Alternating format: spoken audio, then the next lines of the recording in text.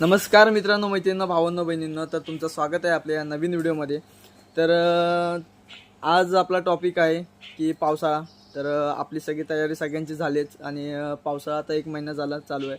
तर मला भरपूर जणांचे मेसेज आले की माशांबद्दल आम्हाला सांगा की पावसाळ्याच्या सीझनपासून आमचे मासे आजारी पडतात किंवा माझे मासे एवढे मेले वगैरे तेवढे. तर त्यांच्यासाठी ही व्हिडिओ आहे. आणि नवीन हॉबिस्ट आहेत किंवा नवीन जे या फिश टँकच्या म्हणजे फिश ज्यांनी ज्यांनी घेतलेत त्यांच्यासाठी. तर सगळ्यात महत्त्वाची गोष्ट आपल्या फिश टँकमध्ये जी असते तो पाणी. तर पाणी ज्यांचं आता बोरवेल आहे त्यांचं ठीक आहे, पण बोरवेल नाही ज्यांना नळाचं पाणी येतं तर त्यांच्यासाठी हा व्हिडिओ आहे. तर बोरवेल सोडून ज्यांचं दुसरं पाणी जे यूज करतात त्यांच्यासाठी त्या पाण्यामध्ये क्लोरीन जास्त असतं. क्लोरीनचं प्रमाण जास्त असतं. त्याच्यामुळेसाठी आपल्याला एकच म्हणजे व्हाईट लिक्विड येतो. तो व्हाईट लिक्विड मी ते दाखवतो तुम्हाला. तर तो व्हाईट लिक्विड तुम्ही घ्या, परचेस करा. नाहीतर जर नवीन फिश टँक तुम्ही घेतला असाल तर दुकानदार त्यात व्हाईट लिक्विड आणि अजून 2 लिक्विड देतो, ते नंतर तुम्हाला सांगेनच. तर ते ज्या टँकची कॅपॅसिटी आहे त्याच्यावर लिहिलेलं असतं की एवढ्या टँकसाठी एवढं कॅप टाका वगैरे. तर तेवढ्या टँकसाठी तेवढे लिक्विड जर टाकलं तर क्लोरीनचं प्रमाण कमी होतं आणि माशांना पण जास्त हानी होत नाही. आणि दुसरं लिक्विड म्हणजे येलो लिक्विड.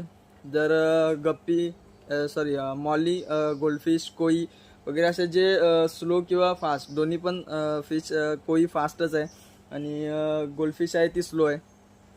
तर त्यांना रेड स्पॉट्स जास्त येतात. तर त्यांच्यासाठी येल्लो लिक्विड जो आहे तो खूप उपयुक्त आहे. आणि तो जर टाकला तर जास्त मासा आजारी पडत नाही. येल्लो लिक्विड जो रेड स्पॉट्स आल्यानंतर टाकायचा असतो, आधीपासून नाही. आणि तिसरा लिक्विड आहे ब्ल्यू लिक्विड. तर ब्ल्यू लिक्विड सगळ्यांना माहितीच असेल कारण कॉमन आहे. आणि फंगस वगैरे जर लागलं फिशला आपल्या तर त्यासाठी उपयुक्त असतो. आणि नंतर दुसरी गोष्ट म्हणजे हीटर. तर पहिले हीटर जे यायचे ते आपल्याला चेक करायला लागायचं की पाणी गरम झालं की नाही. पण आता नाही तसं राहिले. आता वेगवेगळ्या कंपनीचे ऑटोमॅटिक हीटर येतात. तेवढं टेम्परेचर झाल्यानंतर ते बंद होतात आणि परत नंतर थंड पाणी झाल्यावर परत चालू होतात. तर तो हीटर तुम्ही कंपल्सरी घ्या. किती छोटा फिश टँक असो किंवा मोठा, पण हीटर कंपल्सरी आहे. कंपल्सरी घ्या तो. कारण पावसाळ्यात खूप थंडी आहे आणि थंडीत पूर्ण तापमान लो होतो आणि मॉइश्चरसुद्धा येतो आपल्या पाण्याच्या म्हणजे टँकला. तर त्याच्यामुळे हीटर घ्या आणि हीटर कंटिन्यू चालू ठेवा कारण ते ऑटोमॅटिक असतं, जास्त लाईट बिल येत नाही. ही जे मेन मुद्दे आहेत ते लक्षात ठेवा, बाकी काही नाही. बाकी सगळे फिश ओके राहतात.